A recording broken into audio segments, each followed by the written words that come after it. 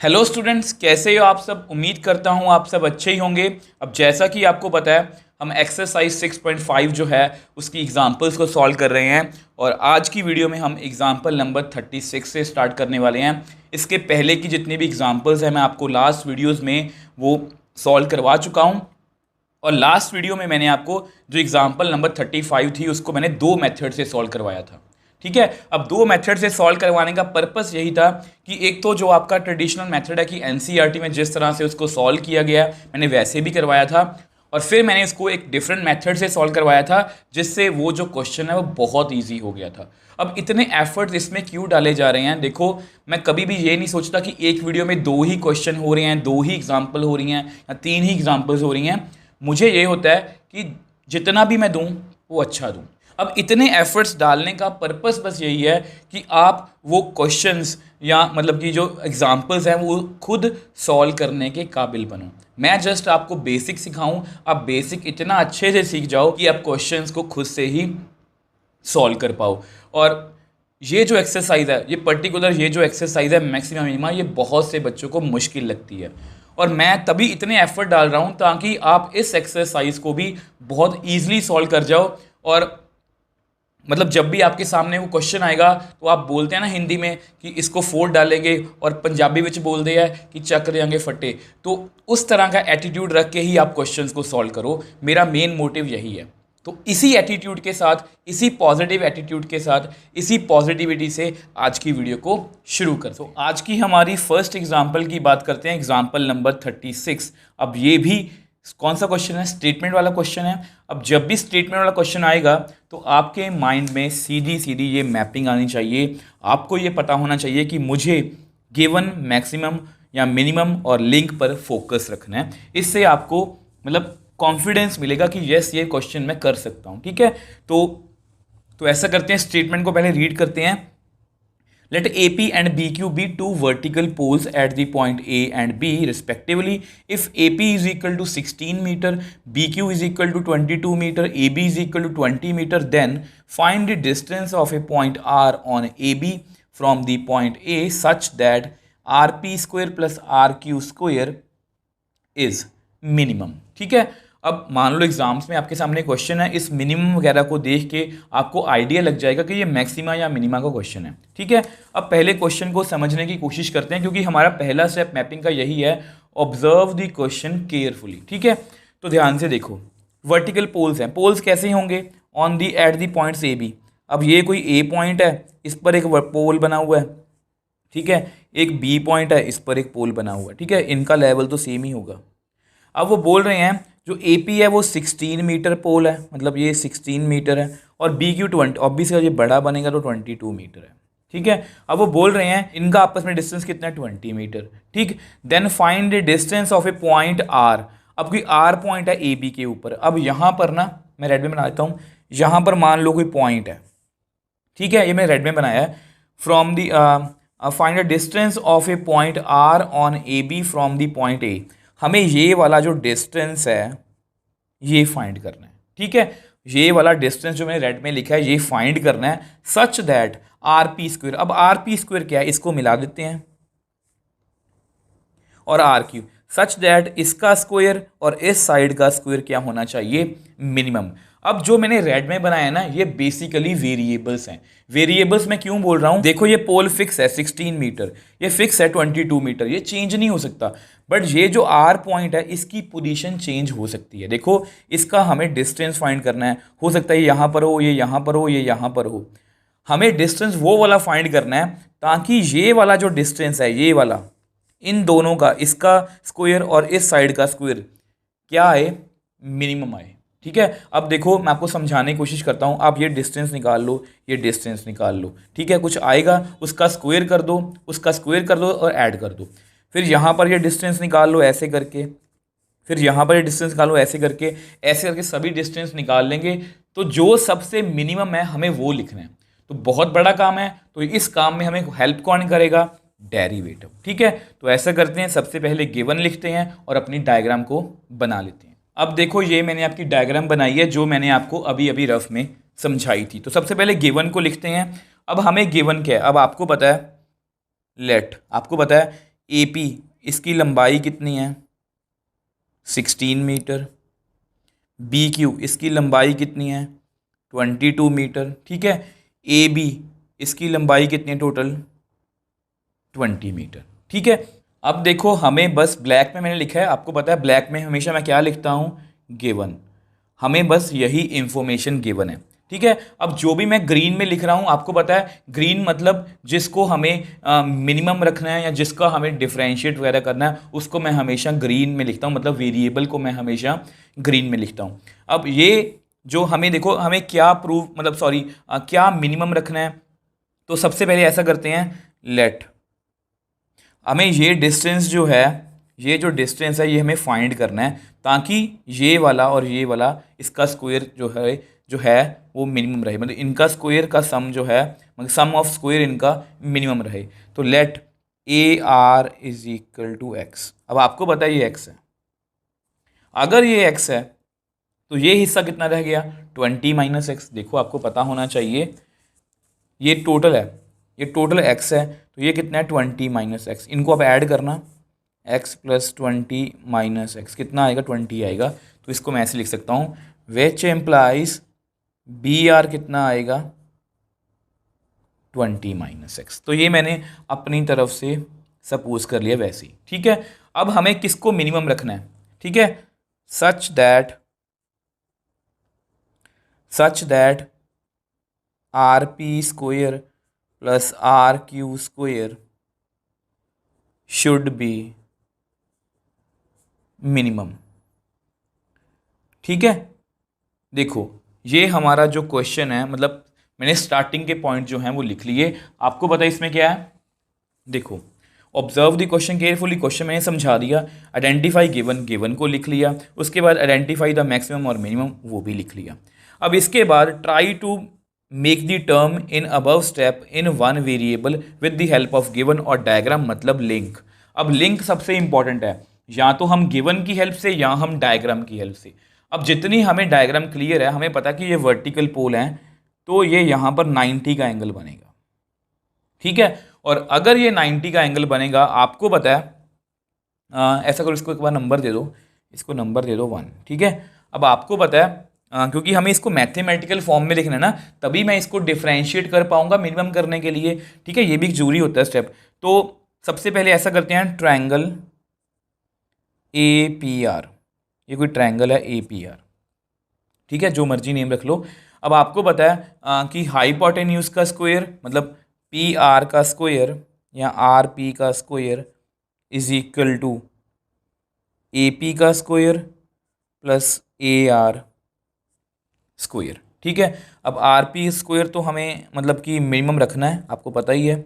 A P square कितना है 16 का स्क्वायर प्लस ए आर कितना है एक्स का स्क्वायर, ठीक है। सिमिलरली ट्रायंगल कौन सी दूसरी बी क्यू आर, अब उसमें भी ये हाइपोटेन्यूज है, ये कितना है R Q square is equal to B Q square plus B R square. अब आर क्यू स्क्वायर हमें चाहिए is equal to B Q कितना है 22 का स्क्वायर प्लस बी आर कितना है 20 माइनस एक्स का स्क्वायर, ठीक है। एज अकॉर्डिंग टू क्वेश्चन, ठीक है, R P square plus R Q square, इसकी वैल्यू कितनी आएगी 16 का स्क्वायर प्लस एक्स का स्क्वायर 22 का स्क्वायर प्लस 20 माइनस एक्स का होल स्क्वायर। अब देखो ऐसा करते हैं, इसको हमें मिनिमम रखना है ना, तो इसको हम एक नेम दे देते हैं let S is equal to R P square plus R Q square, ठीक है। अब इसको मैं आपको सजेस्ट नहीं करूँगा कि आप सॉल्व करो, क्योंकि ये कांस्टेंट ही है, तो जब हम इसका डेरिवेटिव करेंगे तो ये खुद ब खुद कट मतलब कि ज़ीरो ही हो जाएंगे। तो मैं नहीं आपको सजेस्ट करूँगा कि आप इसका स्क्वायर वगैरह खोलो, ये अपने आप सॉल्व हो जाएंगे। देखो थोड़ा सा समझाने की कोशिश करता हूँ। ये डायग्राम है हमारी, ब्लैक में मैंने मतलब कि गिवन लिखा है हमारा। अब ग्रीन में मैंने वो लिखा है जिसको हमें मिनिमम दिखाना है। अब आपको पता है इसको हमें मिनिमम दिखाना है और इसकी हमें वैल्यू को, एक्स की वैल्यू को फाइंड करना है कि एक डिस्टेंस कितना है, ताकि ये वाला जो चीज़ है इसका सम ऑफ स्क्वायर कितना होगा, मिनिमम। अब इसको डेरिवेटिव करना पड़ेगा क्योंकि मिनिमम मुझे दिखाना है, तो मतलब इसको मुझे मैथमेटिकल फॉर्म में लिखना पड़ेगा। तो उसके लिए मैंने गिवन की हेल्प ली। आपको पता है इसको हम लिंक बोलते हैं। तो जब मैंने लिखा तो ये एक ही वेरिएबल में है, ये जो स्टेटमेंट है ये पूरी एक ही वेरिएबल में है। कौन सा वेरिएबल है, एक्स। तो इसको डिफ्रेंशिएट कर देते हैं तो हमारे पास हमारा जो आंसर है वो आ जाएगा। अब ऐसा करते हैं, इसको नेक्स्ट पेज पे हम सॉल्व करते हैं। अब देखो, क्योंकि इसको डिफ्रेंशिएट करना है विद रिस्पेक्ट टू एक्स, तो करते हैं। तो विच एम्प्लाइज, मुझे डेरिवेटिव करना है एस का, मुझे डेरिवेटिव करना है 16 की पावर 2 का, मुझे डेरिवेटिव करना है x की पावर 2 का, मुझे डेरिवेटिव करना है 22 की पावर 2 का, मुझे डेरिवेटिव करना है 20 माइनस एक्स की पावर 2 का। तो which implies d s by d x. अब ये कांस्टेंट है, चाहे इसकी पावर भी, इसका डेरिवेटिव ज़ीरो ही आएगा। यहाँ पर पावर पहले आगे आएगी, एक पावर कम होगी, then derivative of function, function कौन है, एक्स। अब ये भी कांस्टेंट, इसका डेरिवेटिव ज़ीरो, पावर पहले आगे आएगी, एक पावर कम होगी, then derivative of function, function कौन है, 20 माइनस एक्स। तो which implies d s by d x की वैल्यू कितनी आ गई, यहाँ पर 2x, एक्स का derivative with respect to x 1, 2 into 20 minus x, 20 का डेरिवेटिव 0, एक्स का -1। तो इसको सॉल्व करते हैं। 2x प्लस 2 को अंदर मल्टीप्लाई कर लो, 40 माइनस 2x। अब यहाँ -1, इसको भूल मत जाना। तो D s by d x कितना आएगा, 2x माइनस 40 प्लस 2x, तो मतलब 4x माइनस 40। अब डेरिवेटिव हम निकाल चुके हैं, पुट, ठीक है, put D s by d x, मतलब डेरिवेटिव की वैल्यू को ज़ीरो पुट कर दो, ठीक है। एफ डैश एक्स लिखना हो या ऐसा लिखना हो, एक ही बात है। तो which implies 4x minus 40 is equal to 0, 4x is equal to 40, x कितना आ गया 40/4। अब ये कट हो गया तो कितना आ गया 10। तो which implies x is equal to 10। अब ये हमारा क्या है, आपको पता है, इसको बताने की ज़रूरत नहीं है, ये हमारा क्या है, क्रिटिकल पॉइंट, ठीक है। अब ये हमारा क्रिटिकल पॉइंट है। अब आपको पता है एक क्रिटिकल पॉइंट आ गया, अगर हम इसको देखो, इसका डबल डेरिवेटिव बहुत ईजी है। अगर इसको हम डबल डिफ्रेंशिएट करेंगे, क्रिटिकल पॉइंट पे चेक करेंगे, अगर वो पॉजिटिव या नेगेटिव आएगी, उस अकॉर्डिंग हम अपना आंसर करेंगे। अब ऐसा करते हैं, इसको नेक्स्ट पेज पे हम सॉल्व करते हैं। अब देखो, हम यहाँ पर थे, again differentiate both sides with respect to x. तो मुझे डेरिवेटिव करना है d s by d x का, मुझे डेरिवेटिव करना है 4x का, मुझे डेरिवेटिव करना है 40 का। अब यहाँ पर कितना आएगा, D square S by d x square, 4 बाहर, मुझे डेरिवेटिव करना है x का, 40 का 0, x का derivative with respect to x 1, मतलब 4 आ गया। अब आपको पता है हमें क्रिटिकल पॉइंट पर वैल्यू चेक करनी होती है, वैसे यहाँ पर वैल्यू हमें पहले से ही क्लियर है, ये स्टेप वैसे ही है। तो d square S upon D x square कितना है 4। अब यहाँ पर x को मैं फिल ही नहीं कर सकता, तो यहाँ से हमें क्लियर है कि इसकी वैल्यू कितनी आई है, पॉजिटिव। तो अगर हमारी 4 जो वैल्यू, अगर हमारी डबल डेरिवेटिव वैल्यू पॉजिटिव आई है, therefore x is equal to 10 is point of local minima.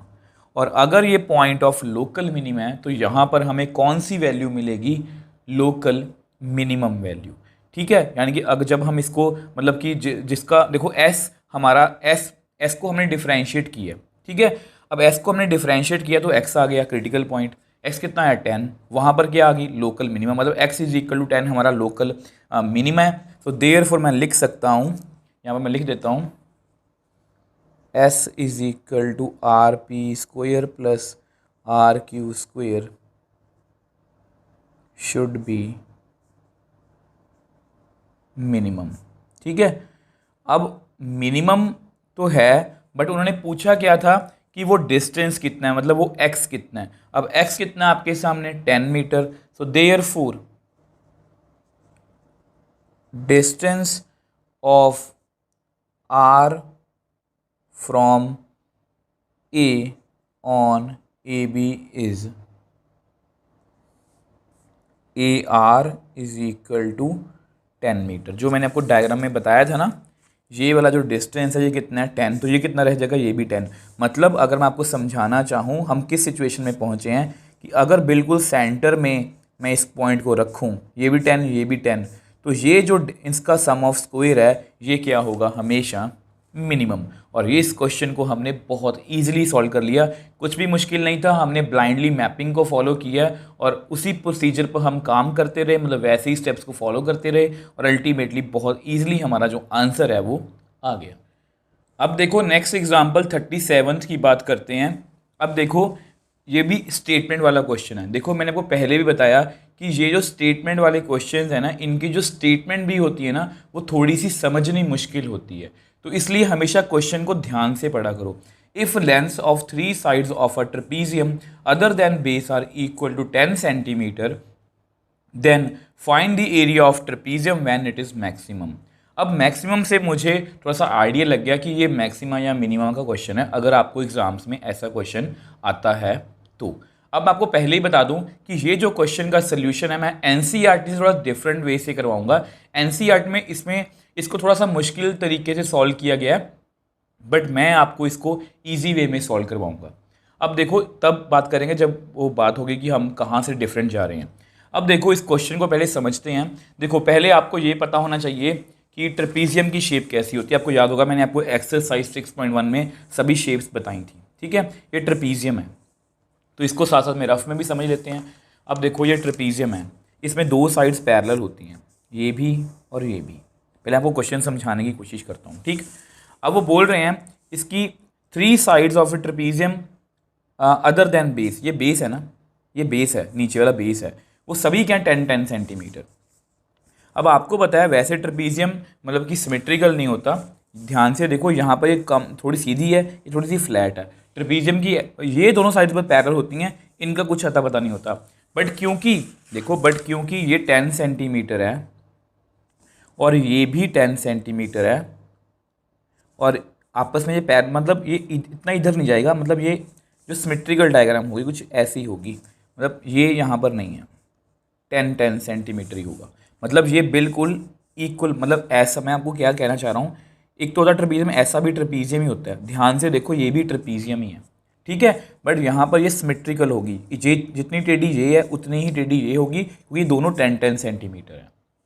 ठीक है, अब उसके बाद वो हमें क्या पूछ रहे हैं, ये 3 साइड्स दी हुई हैं, तो एरिया ऑफ ट्रेपीजियम हम फाइंड करना है व्हेन इट इज मैक्सिमम, मतलब ट्रेपीजियम का एरिया जो है वो मुझे मैक्सिमम चाहिए।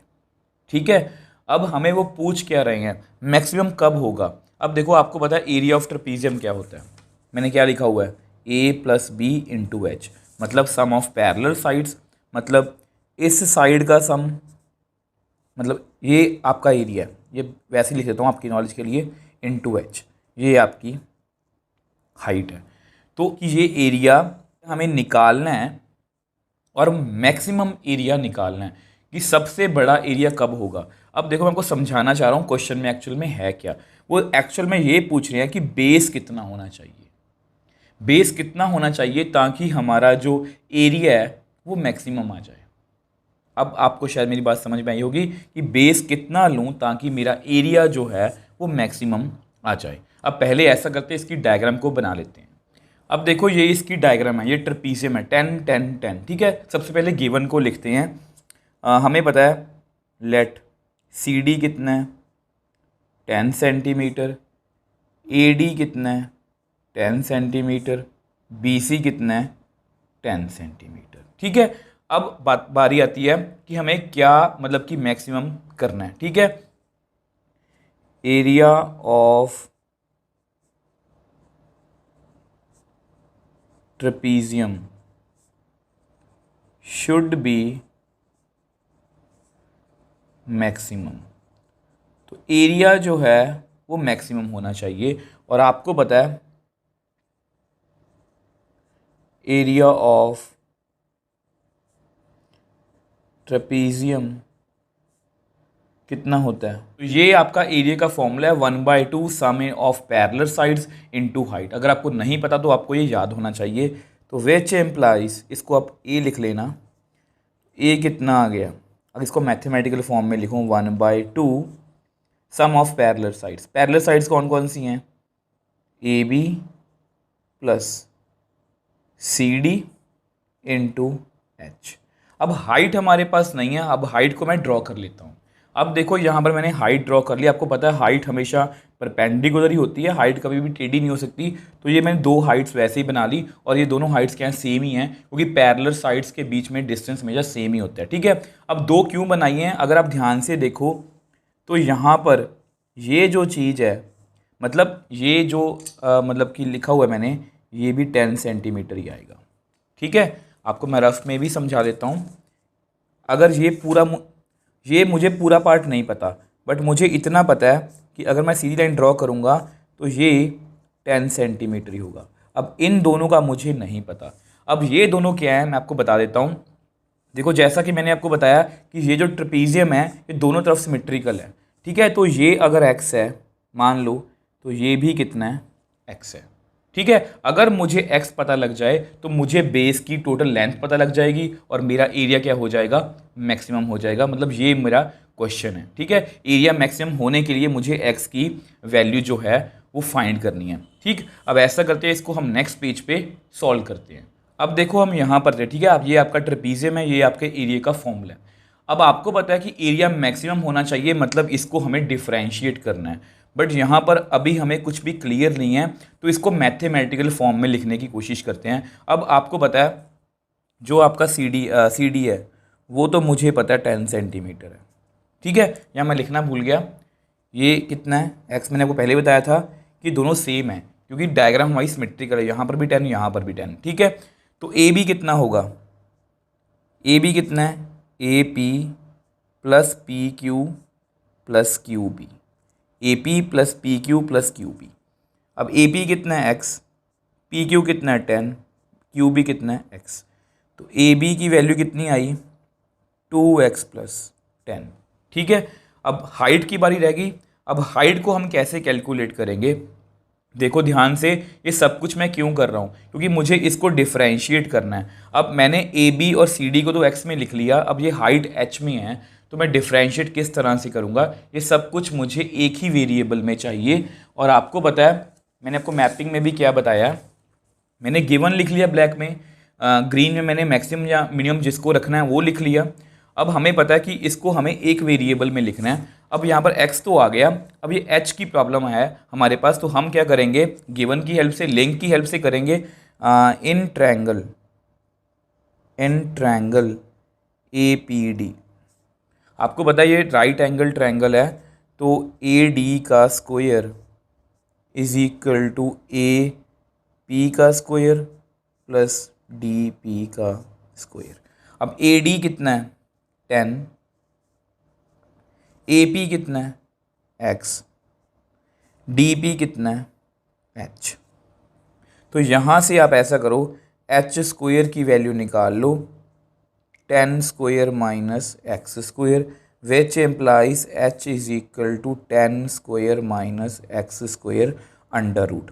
अब कुछ बच्चों का क्वेश्चन आ सकता है कि सर आपने प्लस माइनस क्यों नहीं लिखा, क्योंकि जब भी हम स्क्वायर को हटाते हैं प्लस माइनस लिखते हैं। देखो हाइट कभी भी नेगेटिव नहीं हो सकती, मैं यहाँ पर लिख भी देता हूँ, h is equal to height can't be negative. तो ये नेगेटिव नहीं हो सकती, इसलिए मैंने यहाँ पर सिर्फ प्लस लिखा है।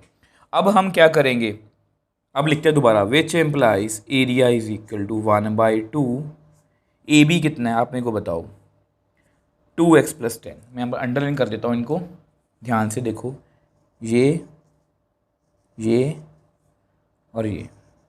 ठीक है, ए बी कितना है हमारा 2x प्लस 10, सी डी कितना है 10 इंटू हाइट कितनी है 10 square minus x square under root. अब ध्यान से देखो, गिवन की हेल्प से, डायग्राम की हेल्प से मैंने पूरे एरिया को मैंने एक एक्स वेरिएबल में लिख लिया। अब इसको मैं डिफरेंशिएट कर सकता हूँ। अब डिफरेंशिएट करने से पहले थोड़ा सा इसको सॉल्व करते हैं। तो कितना आएगा 1/2, यहाँ पर 2x + 20 into 10² minus x² under root. तो यहाँ से आप 2 को कॉमन ले लो, तो अंदर कितना आएगा x + 10 into 10² minus x² under root. अब ये आपस में कट हो जाएगा, तो मेरे पास एरिया की वैल्यू कितनी आ गई, x + 10 10² माइनस x²। अब देखो स्टूडेंट्स, एनसीईआरटी ने इसके बाद इसको डिफरेंशिएट सीधा कर दिया, बट मैं इसको यहाँ पर डिफरेंशिएट नहीं करूँगा क्योंकि यहाँ पर अंडर रूट है और अंडर रूट हमें प्रॉब्लम देगा। और क्योंकि ये एग्जाम्पल है, आप इसका सोल्यूशन जो है वो चेक भी कर सकते हो, वो बहुत कॉम्प्लिकेटेड है और इसको हमें डबल डेरिवेटिव भी करना है, वो भी बहुत कॉम्प्लिकेटेड बनेगा। तो मैं यहाँ पर क्या करूँगा, आपको याद होगा एग्जाम्पल नंबर 35 जो लास्ट वीडियो में हमने की थी, वहाँ पर मैंने आपको 2 मेथड करवाए थे और आपको बताया था कि ये जो स्क्वायर वाली टेक्निक है ये हम आगे जाके भी यूज़ करेंगे, क्योंकि अगर एरिया मिनिमम है और सॉरी एरिया अगर मैक्सिमम है तो इसका स्क्वायर भी मैक्सिमम होगा, और अगर इसका स्क्वायर मैक्सिमम है तो इसका एरिया, सिंपल एरिया भी मैक्सिमम होगा। तो हम क्या करेंगे, स्क्वेयरिंग बोथ साइड्स। ये मुझे कहाँ से पता लगा, ताकि ये जो अंडर रूट है ये हट जाए, स्क्वेयरिंग बोथ साइड्स। तो कितना आएगा मेरे पास, कितना आएगा, a का स्क्वायर x + 10 का स्क्वायर और इसका स्क्वायर हट गया तो अंडर रूट हट गया, तो 10² माइनस x²। अब आपको एक फॉर्मूला पता होगा a² माइनस b² का। मैं चाहता हूँ इसको पहले ही सॉल्व कर लूँ ताकि मुझे कम से कम दिक्कत आए, ठीक है। तो विच एम्प्लाइज a² = x + 10 का होल स्क्वायर। इसको मैं लिख सकता हूँ 10 माइनस x 10 + x। अब ध्यान से देखो, ये दोनों टर्म्स, ध्यान से देखो, ये वाली टर्म और ये वाली टर्म बिल्कुल एक जैसी है। तो विच एम्प्लाइज a² को मैं लिख सकता हूँ x + 10 का होल क्यूब 10 माइनस x। अब इससे ज़्यादा मैं सॉल्व नहीं करूँगा। अब ऐसा करते हैं, इसको हमें डिफरेंशिएट करना है। अब डिफरेंशिएट करने से पहले ये जो स्क्वायर है ये आपको दिक्कत देगा, तो हम क्या करेंगे, दिक्कत नहीं मतलब आपको कंफ्यूज करेगा। तो अब लेट z = a², इसका नेम z रख लो, कुछ भी रख सकते हो, जस्ट मैंने 35th एग्जाम्पल में z रखा था तो मैंने इसको z रख लिया। अब देखो, अब हमें इस अंडर रूट से बाहर आ गए, अब इसको डिफरेंशिएट करना। अब आप खुद देखना कि इस क्वेश्चन में कितना डिफरेंस आता है। अब आप एनसीईआरटी से प्लीज़ इसको कंपेयर करना। तो मुझे डेरिवेटिव करना है z का, मुझे डेरिवेटिव करना है x + 10 का होल क्यूब। अब यहाँ पर गलती मत कर देना, आपको पता है यहाँ पर क्या होगा, देखो dz/dx। अब यहाँ होल की पावर तो नहीं है, ठीक है, और 2 फंक्शन है, मल्टीप्लाई में मतलब क्या लगेगा, प्रोडक्ट रूल। तो first function as it is, मुझे डेरिवेटिव करना है 10 माइनस x का, plus 10 minus x as it is, मुझे डेरिवेटिव करना है x + 10 का होल क्यूब का। तो विच एम्प्लाइज dz/dx, x + 10 का। देखो मैं आपको हमेशा बोलता हूँ कि डेरिवेटिव से कभी भी घबराया मत करो, हमें अपना फोकस यहाँ पर और यहाँ पर रखना है, बाकी सारी टर्म्स को हमें कॉपी करना है। इसका डेरिवेटिव 10 का 0 माइनस x का -1, 10 माइनस x, इसका डेरिवेटिव पावर पहले आगे आएगी, एक पावर कम होगी, then derivative of function, function कौन है, x + 10। तो विच एम्प्लाइज dz/dx, इसका माइनस बन गया ना, माइनस को बाहर लिख लो, x + 10 का whole cube plus 10 minus x 3 into x + 10 का होल स्क्वायर। अब x का डेरिवेटिव 1, 10 का 0। अब जो डेरिवेटिव है वो हमारा ऑलमोस्ट हो चुका है, इसको थोड़ा ढंग से लिख लेते हैं, -x + 10 का होल क्यूब प्लस 3 को आगे लिख लो, ठीक है, x + 10 का होल स्क्वायर, 10 माइनस x, 1 को आप छोड़ दो। अब ये हमारी डेरिवेटिव की वैल्यू आ गई। अब इसके नेक्स्ट स्टेप कौन सा होता है, put d z by d x is equal to 0, ताकि हमारे पास क्रिटिकल पॉइंट्स आए। ठीक है, अब यहाँ पर भी आपको एक नई बात पता लगेगी। देखो इसको 0 के इक्वल रखो, तो which implies minus of x plus 10 का whole cube plus 3 into x plus 10 का whole square 10 minus x is equal to 0।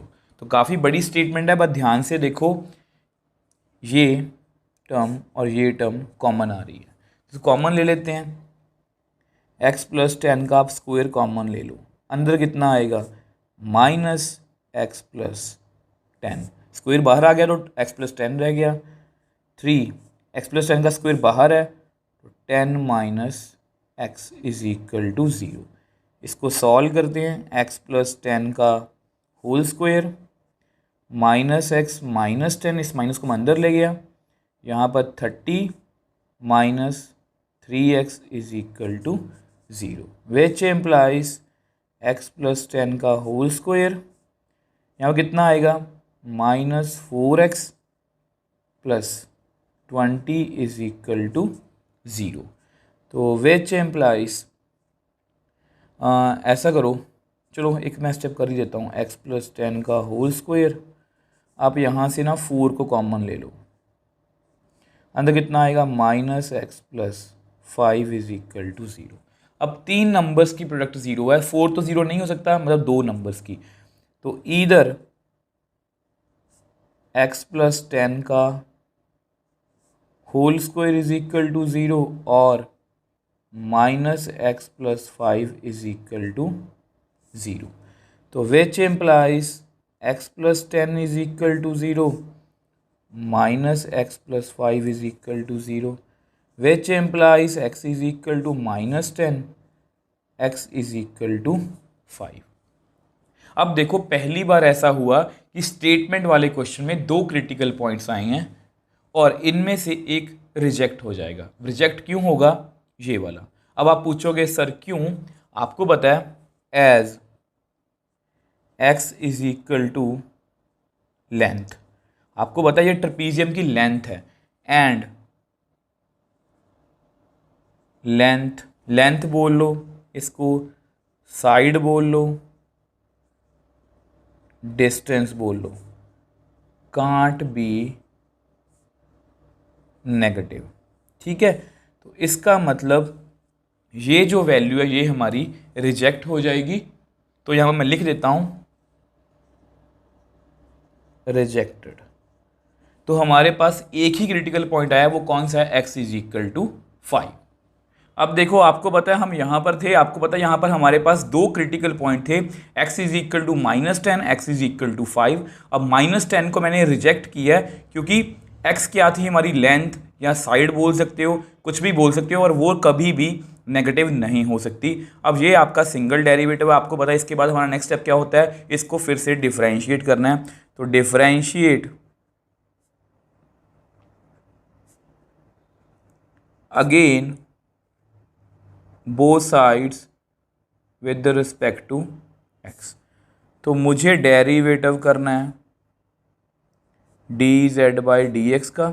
अब देखो मैंने जानबूझ के ऐसा लिखा है, ये आपकी सिंगल डेरिवेटिव की वैल्यू थी, इसको जब मैंने बाद में 0 के इक्वल रख के इसको सॉल्व किया था। तो आपने हमेशा कैलकुलेशन को स्मार्ट वे से करना है, जिससे हमारी कैलकुलेशन कम से कम हो। अगर मैं यहाँ पर डेरिवेटिव करूँगा तो यहाँ पर मुझे प्रोडक्ट रूल लगाना पड़ेगा और इसको अलग से सॉल्व करना पड़ेगा। यहाँ पर एक ही बार में प्रोडक्ट रूल लग के हमारा क्वेश्चन सॉल्व हो जाएगा, तो मैं यहाँ पर करने वाला हूँ। ठीक है, तो अब देखो 4 तो कांस्टेंट है, इसको बाहर ही लिख लो।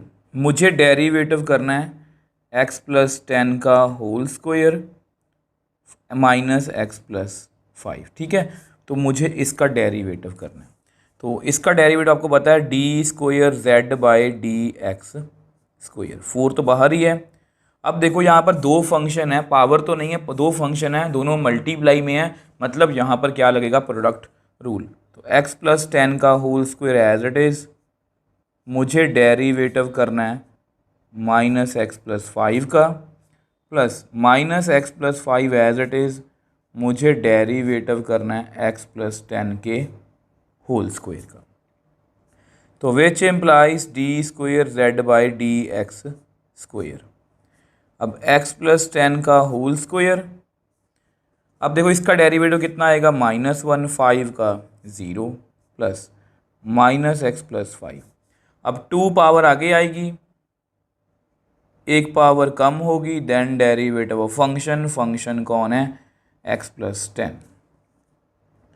तो d square z by d x square 4। अब ये माइनस इसको ऐसे लिख लो, -x प्लस 10 का whole square plus -x plus 5 2 into x plus 10, x का डेरिवेटिव 1, 10 का 0। तो ये हमारी मतलब फाइनल डेरिवेटिव की वैल्यू है। अब हमें इसी डेरिवेटिव की वैल्यू जो है, डबल डेरिवेटिव की जो वैल्यू जो है उसको क्रिटिकल पॉइंट पे निकालना है। अब आपको पता है आपका क्रिटिकल पॉइंट कितना है, at x is equal to 5। ठीक है, तो डबल डेरिवेटिव की वैल्यू को कैलकुलेट करते हैं। 5 प्लस 10 का whole square plus -5 plus 5 2 5 plus 10, 1 को आप छोड़ ही दो। ठीक है, तो 4 इंटू माइनस ये कितना बन गया 15 का स्क्वायर, -5 प्लस 5 0, ये 2 यहाँ पर 15, और आपको पता है 0 इंटू समथिंग कितना आएगा 0। तो 4 इंटू माइनस 15 का स्क्वायर कितना होता है -225। अब 0 इंटू समथिंग 0 ही होगा, उसको मैंने छोड़ दिया, तो मेरे पास कितना आ गया -900। मतलब हमारी जो डबल डेरिवेटिव की वैल्यू है क्रिटिकल पॉइंट पर वो कितनी आ रही है, नेगेटिव। और नेगेटिव का मतलब क्या होता है, पॉइंट ऑफ मैक्सिमा। अब लास्ट स्टेप रह गया, उसको हम नेक्स्ट पेज पे सॉल्व करते हैं। अब देखो आपको पता कि डबल डेरिवेटिव की वैल्यू नेगेटिव है, मतलब देयरफॉर मैं यहाँ पर लिख देता हूँ, therefore x is equal to 5 is point of maxima. अब प्लीज़ आप क्वेश्चन को समझने की कोशिश करो कि जब भी x की वैल्यू 5 होगी तो हमारा जो भी एरिया आएगा या जो कुछ भी है वो हमेशा क्या होगा, मैक्सिमम। अब आपको पता है which implies z is equal to A square, हमने z को माना था A square should be maximum, और अगर ए स्क्वायर मैक्सिमम है which implies A should be maximum. A का मतलब क्या था, एरिया ऑफ ट्रेपीजियम। अब एरिया ऑफ ट्रेपीजियम हमने कितना लिखा था, ए इज इक्वल टू, आपको पता है आप ये आपका एरिया था, आप इसमें x is equal to 5 fill कर दो, तो 5 प्लस 10, ठीक है, ये कितना आएगा 100 माइनस 5 का स्क्वायर अंडर रूट, तो कितना आ गया 15, 100 माइनस 25, तो एरिया कितना आ गया 15 इंटू रूट 75। और अगर आप एग्जैक्टली आंसर मैच करना चाहते हो तो आप 75 को ऐसे लिख सकते हो, 15 5 3 ज़ा 3 1 ज़ा, तो मैंने 75 को कैसे लिखा 5 इंटू 5 इंटू 3, ये पेयर बाहर आ जाएगा, तो इसको कैसे लिखेंगे 15 इंटू 5, या ऐसे लिख लो चलो, इंटू 5 इंटू 3। ठीक है, अब आपको पता है ये पेयर जो है ये बाहर आ जाएगा, तो एरिया कितना आएगा 15 इंटू 5 रूट 3, मतलब 75 रूट 3 सेंटीमीटर में था, तो सेंटीमीटर स्क्वायर। तो यहाँ पर मैं लिख सकता हूँ at x is equal to 5 maximum area of trapezium is 75 root 3 centimetre square. तो देख लो कितना ईजिली हमने क्वेश्चन सॉल्व कर लिया। अब प्लीज़ एक बार इसको आप एनसीईआरटी से कंपेयर करना, हमारा डेरिवेटिव और उनका डेरिवेटिव उसमें ज़मीन आसमान का फ़र्क है, क्योंकि अंडर रूट हमें प्रॉब्लम देता है और उसको हमने स्क्वायर से हटा दिया था। देखो हमारा क्वेश्चन कुछ ऐसा था, ये हमें ट्रेपीजियम की 3 साइड्स दी हुई थी, इस साइड के बारे में मुझे कुछ नहीं पता था, तो वो बोल रहे थे कि 3 साइड्स गिवन है, इस ट्रेपीजियम का एरिया मैक्सिमम होना चाहिए, तो आप एक्स की वैल्यू बताओ। मतलब यहाँ ये समझ लो कि इस बेस की वैल्यू कितनी होनी चाहिए, और मैंने ये बना के आपको दिखाया कि ये 10 सेंटीमीटर होगा, ये एक्स, क्योंकि ये दोनों सिमेट्रिकल है, 10 10। ठीक है, अब गिवन क्या था मैंने आपको बता दिया। हमें देखो मैक्सिमम किसको रखना था, एरिया ऑफ ट्रेपीजियम, वो कितना होता है, half into sum of parallel sides into H. अब हमें बेसिकली क्या करना था मैं आपको बता ही देता हूँ। अब आपको पता है ये फॉर्मूला था, तो ए बी की वैल्यू तो हमें पता है कितनी है, देखो x + 10 ये लिख ली।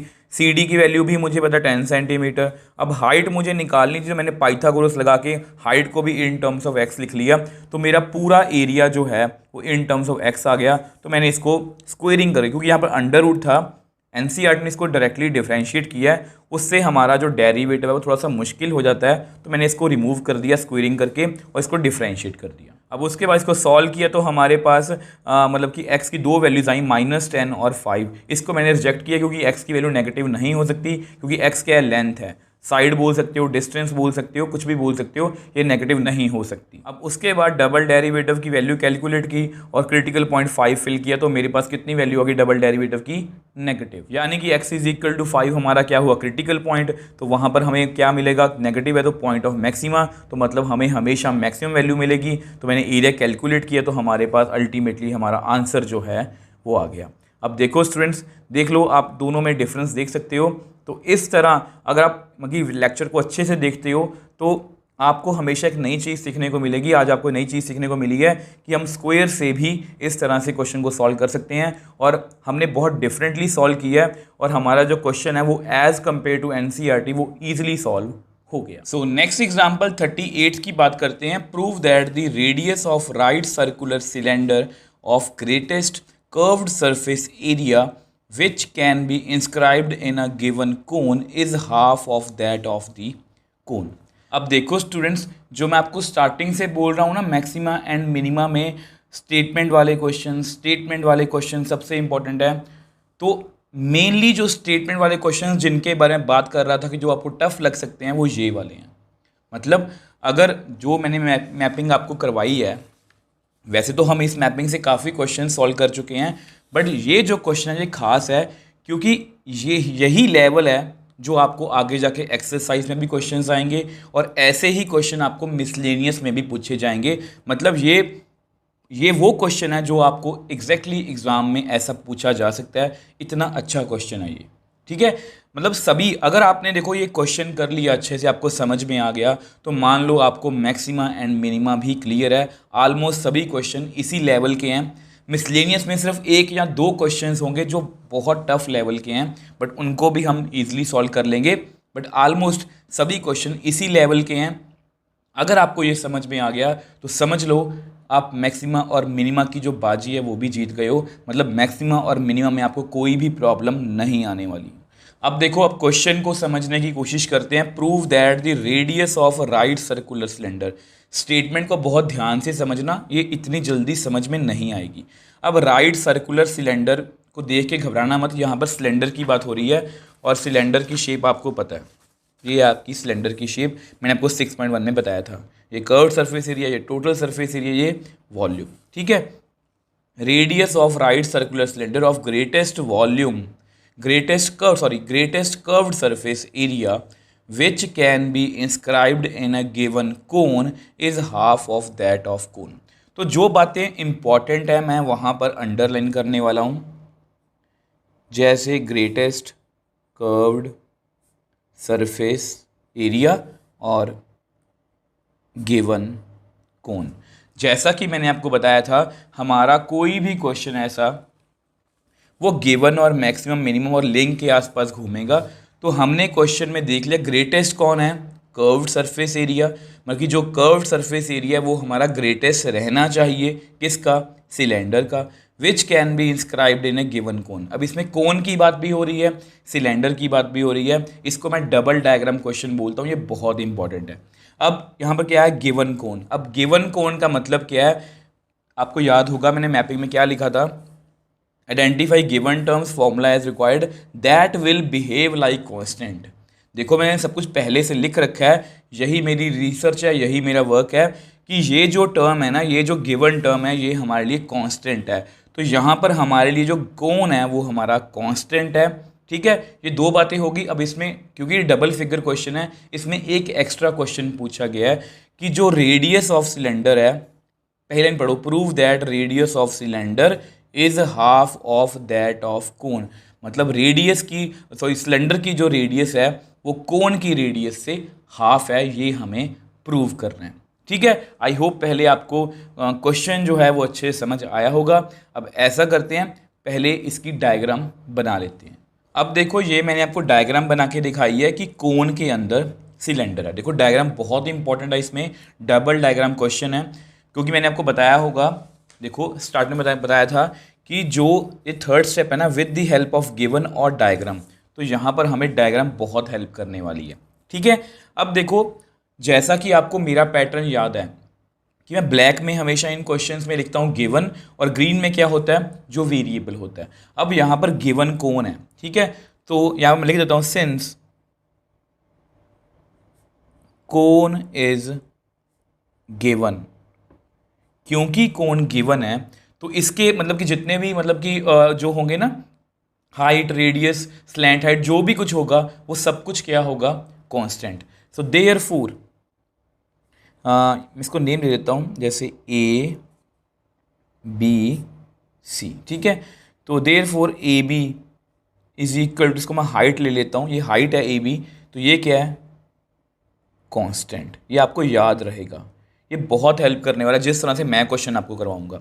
बी सी ये क्या है, रेडियस, ये भी क्या है, कांस्टेंट। ठीक है, तो इसको मैं आर लिख लेता हूँ और इसको मैं एच लिख लेता हूँ। ठीक है, तो अब यहाँ पर स्लैंट हाइट मैंने नहीं ली, उसकी मुझे कोई ज़रूरत नहीं है, अगर उसकी ज़रूरत होती तो वो भी हमारे लिए क्या होती, कांस्टेंट। अब ग्रीन पार्ट की बात करते हैं। अब आपको पता है सिलेंडर, देखो ग्रीन पार्ट में क्या है, ग्रेटेस्ट कर्व सरफेस एरिया, मैं लिख देता हूँ कर्व्ड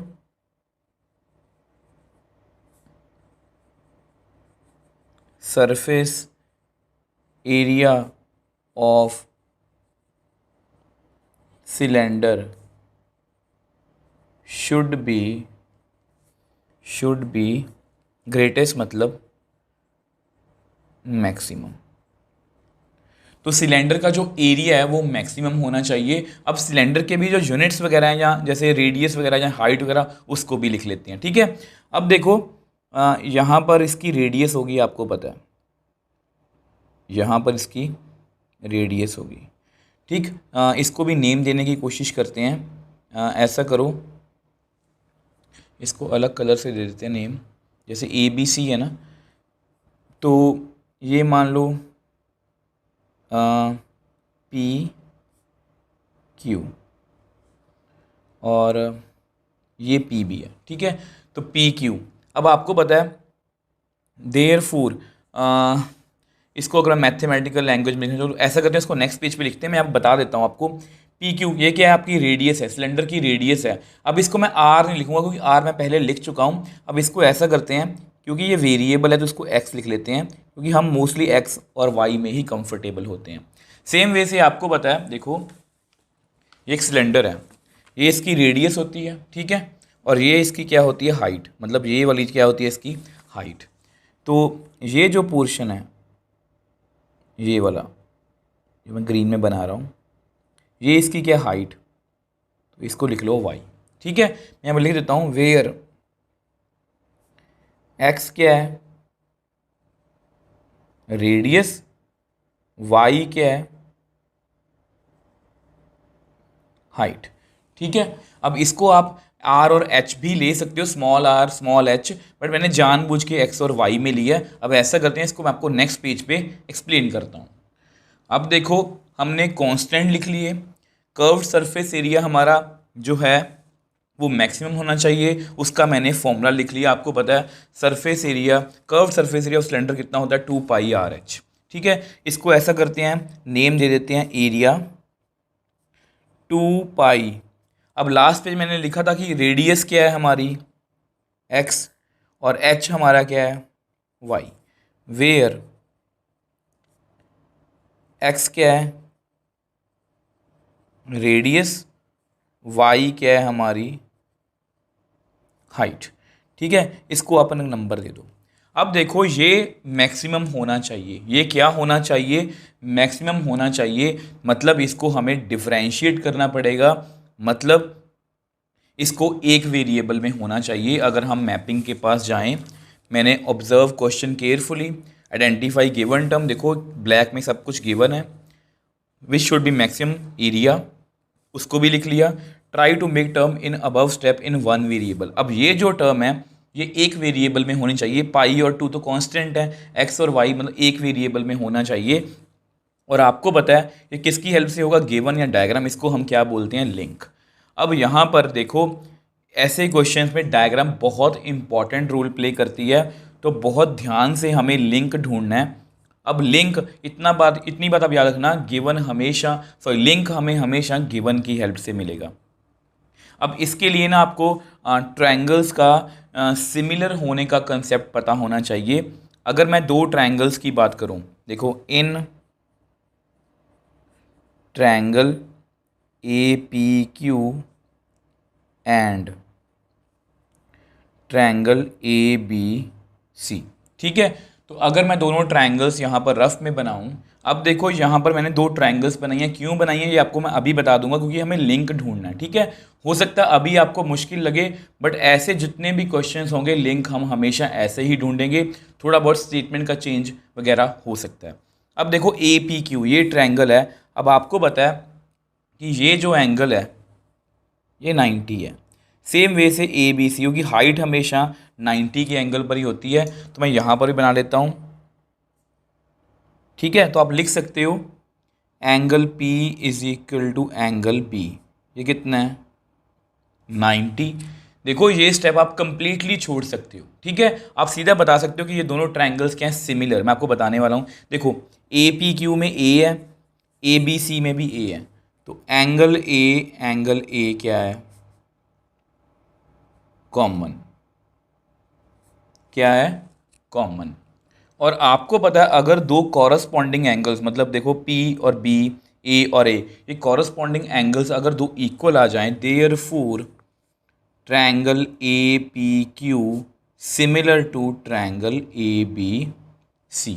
अब देखो सिमिलर होने से क्या फ़ायदा है, आपको पता है सिमिलर होने से कॉरस्पॉन्डिंग साइड्स की रेशो क्या होती है सेम। देखो ध्यान से AP, ये मैं साइड ले रहा हूँ, इधर AB, अब टेढ़ी साइड ले लो AQ AC, अब बेस PQ BC।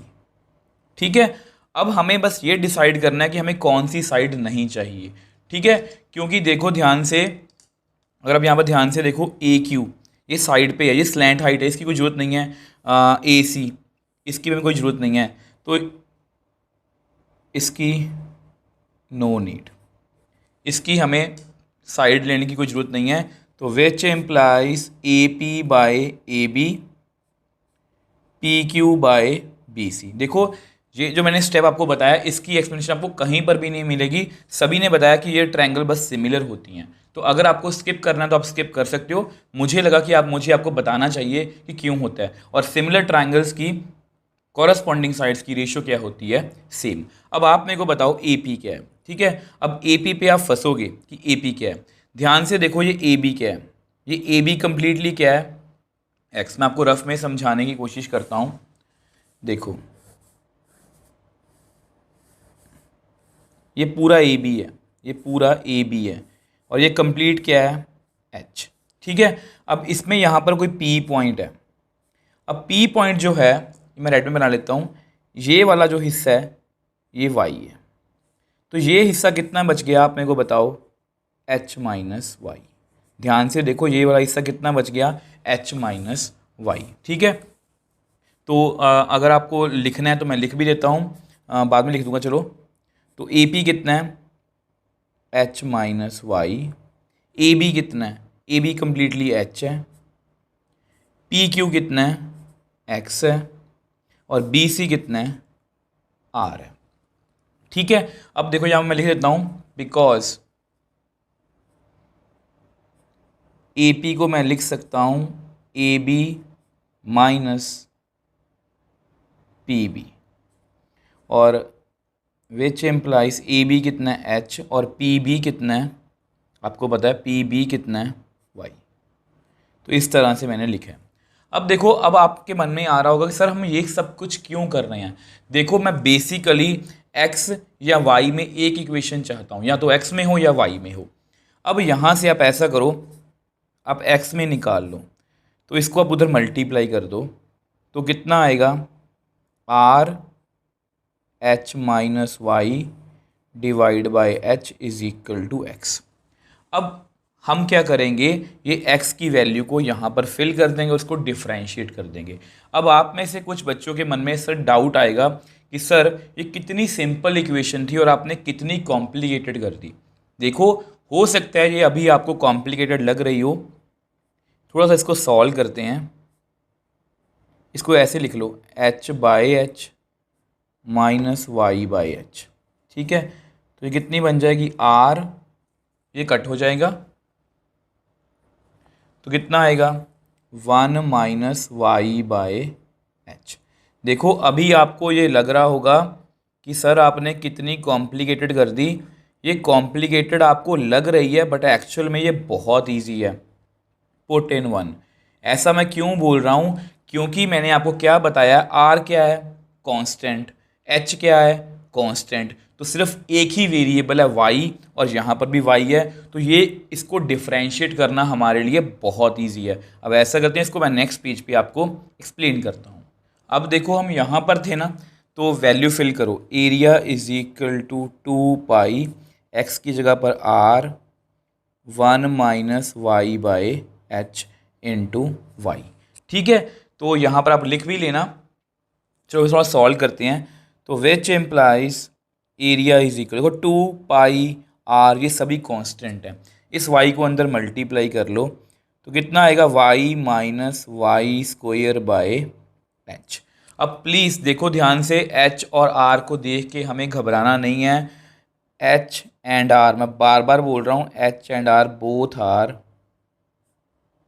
कांस्टेंट्स। तो ये कांस्टेंट्स हैं, इनसे हमें कोई भी फर्क नहीं पड़ता। तो बेसिकली एक ही वेरिएबल है, कौन, वाई। तो डिफरेंशिएट, जैसे ही मुझे पता लगा कि हमारा एक वेरिएबल में आ गया, डिफरेंशिएट द गिवन फंक्शन, फिर f dash x is equal to 0 और calculate the value of x, vice versa, मतलब हमें यहाँ पर वाई की वैल्यू कैलकुलेट करनी है, क्योंकि हम डिफरेंशिएट किसके विद रिस्पेक्ट टू कर रहे हैं, विद रिस्पेक्ट टू वाई। तो मुझे डेरिवेटिव करना है ए का, मुझे डेरिवेटिव करना है 2 pi R Y minus Y square by H. ठीक है, तो इसका derivative D A by D Y. अब देखो 2 पाई आर तो कांस्टेंट है, तो मुझे जस्ट डेरिवेटिव करना है वाई का, मुझे जस्ट डेरिवेटिव करना है वाई स्क्वायर बाय एच का। ठीक है, बहुत इजी है, देखने में आपको मुश्किल लग रहा है बट बहुत इजी है। तो 2 पाई आर तो कांस्टेंट है। अब y का derivative with respect to y 1।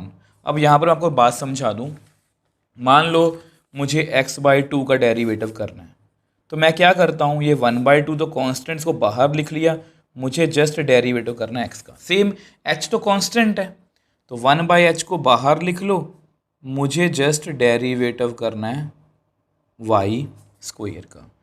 तो which implies d A by d y is equal to 2 pi r 1 minus 1 by h.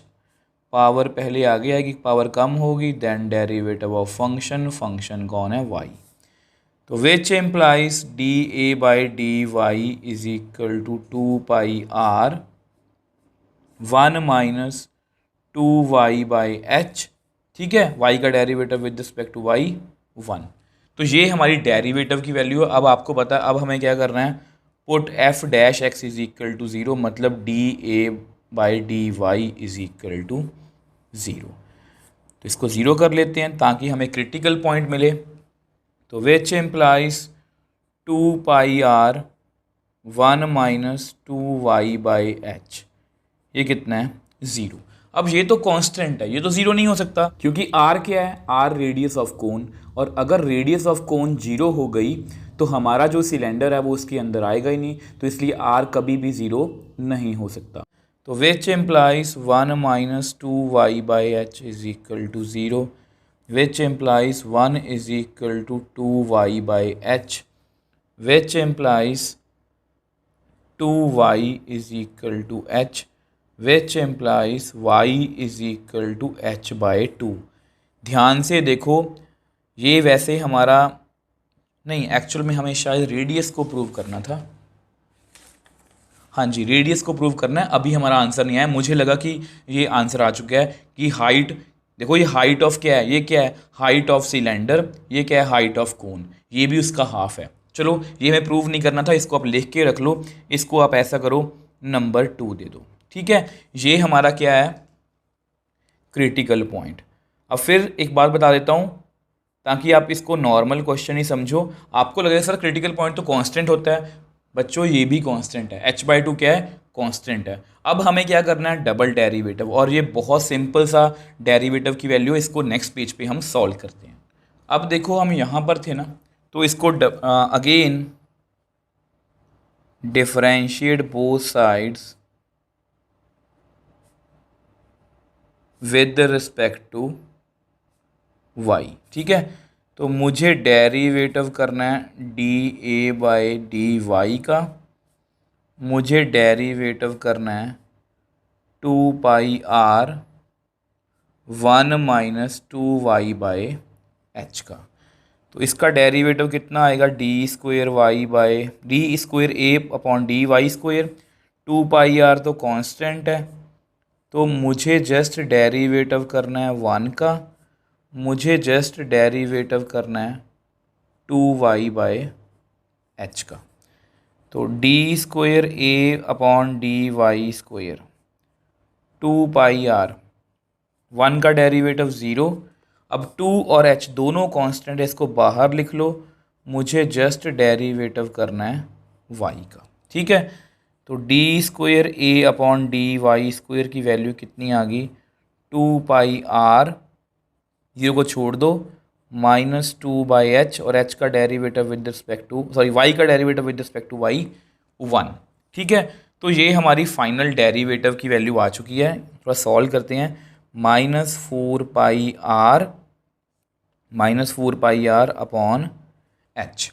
ठीक है, अब देखो, अब हमें क्रिटिकल पॉइंट पे वैल्यू निकालनी है। हमारा क्रिटिकल पॉइंट कौन है, अब इस स्टेप की भी ज़रूरत नहीं है क्योंकि हमारा y यहाँ पर है ही नहीं है। ठीक है, तो डबल डेरिवेटिव की वैल्यू कितनी आएगी, d² a/dy², कितनी आ गई, -4 पाई r/h। और आपको पता है 4 पॉजिटिव है, पाई एक पॉजिटिव नंबर है, रेडियस एक पॉजिटिव नंबर है, h भी एक पॉजिटिव नंबर है। तो ये हमारी वैल्यू कितनी आ गई,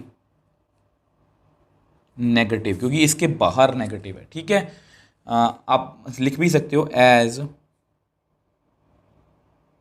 r/h and pi r positive values, क्योंकि ये सभी पॉजिटिव नंबर हैं तो इसका आंसर बाहर नेगेटिव है, कितना आ गया, negative. Therefore y is equal to h/2 is point of आप मेरे को बताओ मैक्सिमा।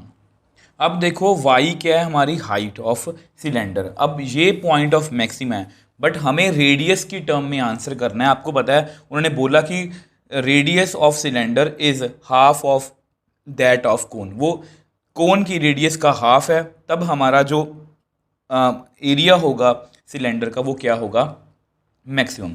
तो आपको पता है एज वी नो आपको पता है x is equal to R1 minus y by h. आपको पता है रेडियस और हाइट में सिलेंडर की ये रिलेशन था, ये हमने निकाला था।